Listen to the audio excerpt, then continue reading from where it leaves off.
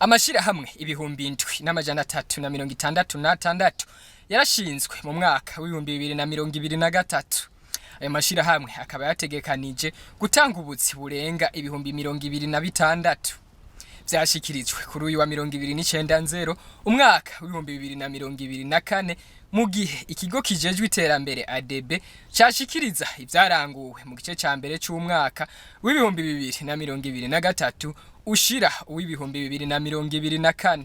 Muri ico kiganiro abacitavye bashatse kumenya uko ikigo ADB gikurikirana ko ubwo buzi butangwa. Umuyobozi wa ADB akaba amenyesha ko basanzwe bafise igisata kibikurikirana ariko ko bidakunda ko bashobora kwama bafise ibiharuro vy'igihugu cose. Mu kigo ADB turafise igisata kitwa planification stratégique et suivi évaluation. Ico gisata mu byo kijejwe harimo kugendera amashirahamwe aba yaremeye ko azotanga ubuzi bungana ukunuku, hanyuma bakaraba ko ubwo buzi bwatanzwe, bakaraba ko hariho amakontra abakozi bafise muri ayo mashirahamwe, bakaraba ko hariho kubatangira ya sécurité sociale, bakaraba hariho ko hariho mbere no kuriha ikori ku mushahara umukozi aba yaronse. Mu biharuro nagiye ndashikiriza hariho ivyo navuze kuko ayo mashirahamwe arabwa muri kino gihe naya tuba twahaye ama certificat akaronka ama exoneration.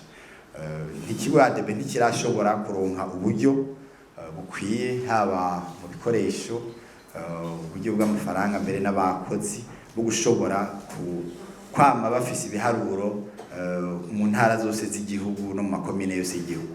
Ariko kuri aya mashirahamwe twita ko ari manini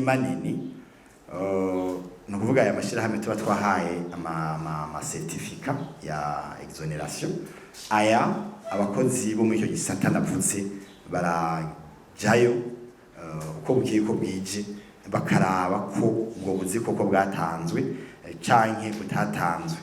Ariko ntiturashobora uburyo bwo gushobora kugikora ku mashirahamwe yose yava kagera gushika no munsi turashobora kuraba ko ayo mashirahamwe manini aba yaronse n'uburusho biya twita ama exoneration. Nayo kubona amashirahamwe ashingwa ari menshi ariko ugasanga ayo mashirahamwe adashobora gutanga umwimbo mwinshi gushikaho ubusagutseko ushogwa hanze y'igihugu. Uburongozi bw'ico kigo bukaba busaba abafise amashirahamwe gukorera hamwe kugira bagire inguvu. Turabizi ko ayo mashirahamwe ari menshi ariko kubitwerekeye turabona ko hakenewe kuvukana yandi kuko ubwinshi bwayo singorane ahubwo ubwinshi bwayo ni nyishu kuko amazi yo mu Burundi murazi ko ari amazi meza muyagereranije n'amazi yo mu bindi bihugu, arahurumbirwa, arashobora icyo gisata kirashobora gutanga intererano iboneka mu butunzi bw'igihugu cyacu cy'u Burundi.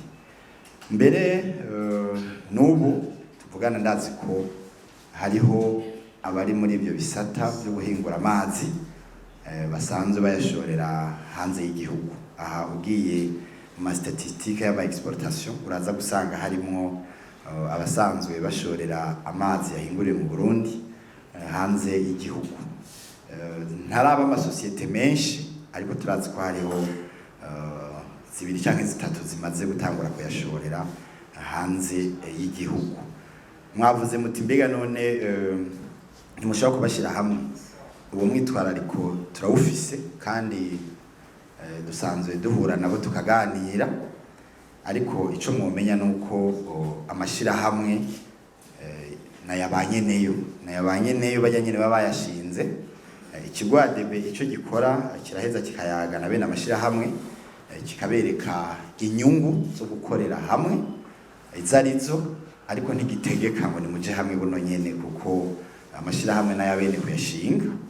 Kandi murazi ko bene amashirahamwe kuyashira hamwe bisaba ibiganiro birebire kugira ngo bose bavyumve kumwe canke benshi muri bavyumve kumwe, bumve akamaro ko gukorera hamwe gasanzwe kazwi neza kuko abantu bakoreye hamwe bagira ingufu nyinshi, ha mu bijyanye no gutunganya ibya transport canke mu bijyanye no kugira marketing canke mu bijyanye no kwiga isoko canke mu bijyanye no gushinga umutahe canke mu bijyanye no kurondera ibikoresho baba bakeneye, kuko hajya abenshi babona amazi ameze gutya mugabo ntibazi ko n'aka gapapuro gahomye ko ngaha kugira ngo ushobore kuronka imashini yo kugakora ushobora gusanga igura imiliyoni 10 z'amadolari imashini yo gukora aka gapapuro mubona gahomye ko ngaha.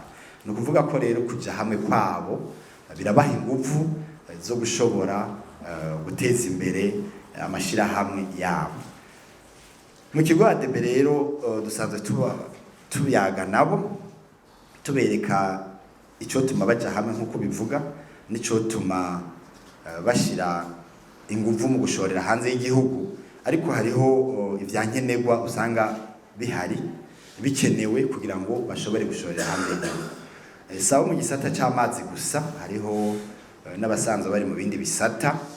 Dusanzwe dukorana n'ikigo BBN, mbere n'ikigo izabu n'ubushikiranganje bujejwe ubudandaje n'amahinguriro kugira ngo ivyankenerwa byotuma amashirahamwe yo mu Burundi ashorera ibidandazwa vyayo hanze bishobore kuboneka.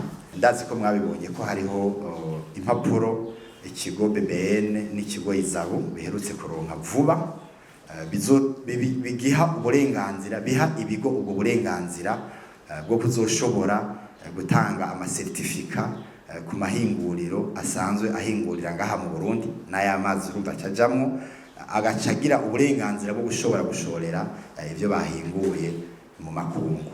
Ni koko n'intambuko zitandukanye, mugabo intambuko ikomeye ya mbere mwarabonye ko ivyo bigo bibiri byamaze kwironka ico cahora ari inzitizi kandi ikomeye.